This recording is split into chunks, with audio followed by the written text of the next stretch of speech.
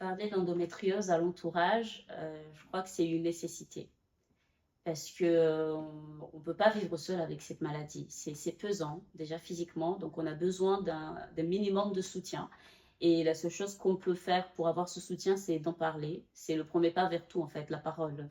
Elle libère tout, c'est le premier pas vers la guérison, vers tout. C'est pas obligatoire, mais je pense que c'est une nécessité.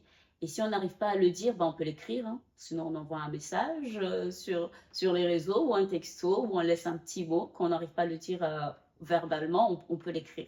C'est une nécessité aussi et ne pas hésiter à renvoyer des liens, par exemple, pour expliquer au mieux, si on ne peut pas le faire de nous-mêmes, expliquer au mieux notre entourage, voilà, on envoie des liens que la maladie, elle est comme ça, etc.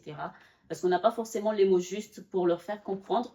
Donc on n'a qu'à leur partager ce qu'on trouve qui nous parle et qu'on estime que ça peut faire écho et leur montrer que ce qu'on fait tous les jours, on ne le fait pas exprès quand on est fatigué, quand on refuse de sortir, quand on n'a pas envie de manger ou quand on se replie sur soi, on ne le fait pas exprès en fait. Donc trouver ces petites techniques-là d'échanger avec notre entourage et leur expliquer que j'ai pas choisi cette maladie malheureusement, mais je l'ai et voilà.